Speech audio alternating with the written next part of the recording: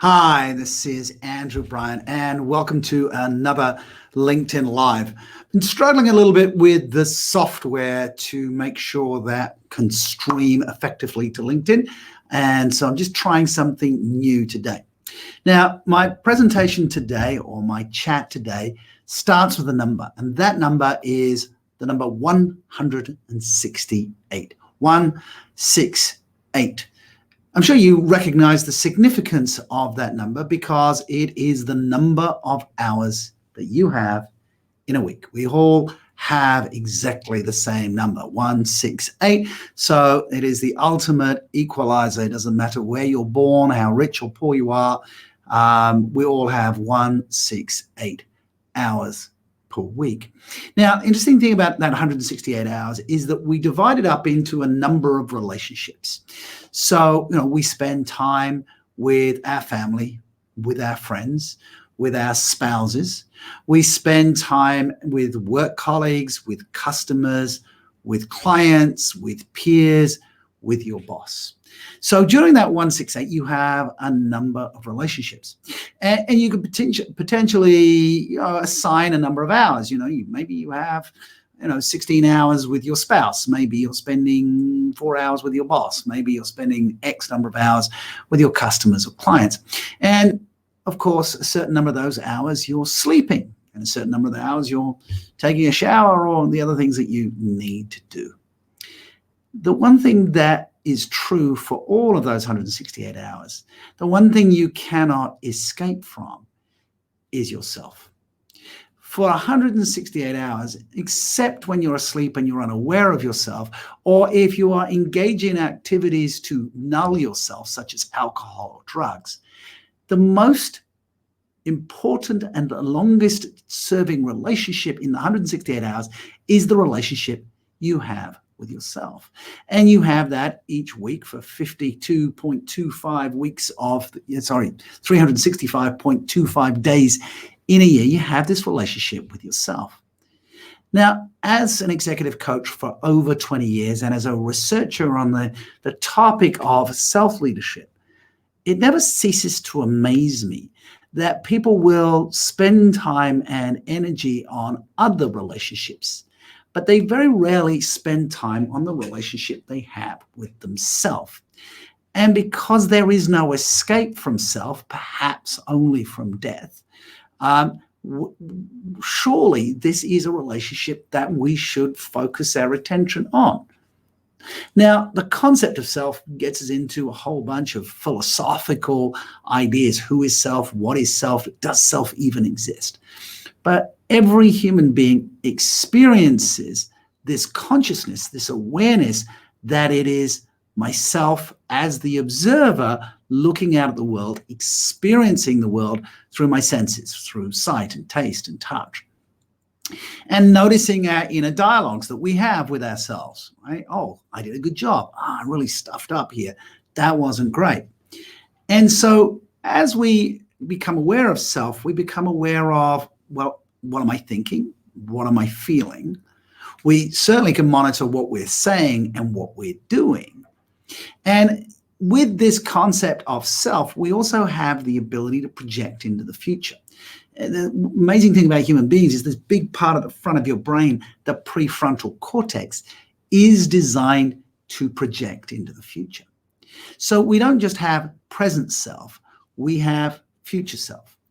And so as we set goals, because we're all goal setting orientated, whether that's just what am I going to have for lunch, or how am I going to be at the end of the year, what am I going to make, in terms of money or materialism, where am I going to travel to? As we set those goals, we will be a different human being, a different sense of that self into the future. Now, am I contradicting myself? No, we're going to be the same self and a future self. And so an aspect of self-leadership is intentionality. If you Google self-leadership definition, and I would encourage you to do that, Google self-leadership definition, hopefully you'll come across my definition of self-leadership, which is the practice of intentionally influencing your thinking, feeling, and actions towards your objectives. Intentionally influencing. So as we influence our thinking, feeling, and we think about our objectives, who do we need to be doing the things that we want to do and having the things that we want to have? Now, I do a lot of work helping people develop their careers, moving from a manager to senior manager to director, director to C-suite, or however that goes. And one of the biggest challenges that I found in helping people through a program I call the C-Suite Accelerator is that they need to be able to see themselves in the new scenario. So, a challenge that I sometimes give my coachees is, okay, let's say you got the CEO title today. Suddenly you got made the CEO and you walked into the boardroom. Are you ready? Not just are you ready in terms of knowledge, but are you ready to be that person? Because in coaching C-level executives, I notice that they have grown into something. So their sense of self has evolved to say, I am worthy to do this. Now, at the other end of the scale, when I'm coaching people who are suffering with self-doubt, self-criticism, self-judgment, they have done the other thing. They've said, well, this is the standard, and I'm all the way down here. Right? Now, obviously, there are a group of people who are the other way around, who think they're amazing, and then their standards don't necessarily meet that. But real humility, being grounded, right, is having an accurate sense of yourself and accepting that. And a key element of a healthy sense of self is acceptance. None of us are perfect, all right? Of course we're not. And well, except my wife, she tells me she's perfect. But but none of us are actually perfect. So we have to have an acceptance that we are work in progress towards that goal or that objective. And with that acceptance is, look, here's where I am, but that's not finished. I, as a human being, I'm going to grow. And I know this because I can look backwards and say, I'm a better human being today than I was last year or the year before, because I've invested in growing and developing myself. So we start with our relationship with self with a concept of acceptance. Here's where I am. Then we wrap that up with appreciation of, well, if this is where I am, can I appreciate where I want to be? And with that acceptance and appreciation of self, we can start to project into our future selves. I could be a better version of this, i.e., I could be able to be a better communicator or a better influencer or better at relationships, better at innovating or inspiring others. And so the key in terms of the executive coaching is, who do I need to be to have and do the things that I want to do? So always it's an inner journey. We are always with self. And growth is always an inside-out process.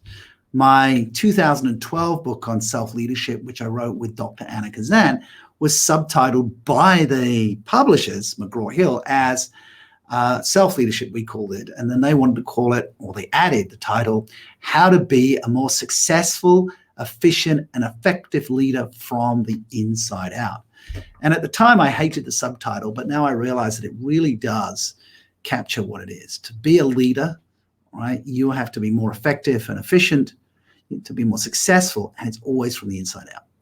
So the key message of this LinkedIn Live is that you need to spend some time working on yourself. Now, if you already have an executive coach, then you can share this conversation with them. If you're looking for an executive coach, go to selfleadership.com, scroll down, and you will see the opportunity to connect.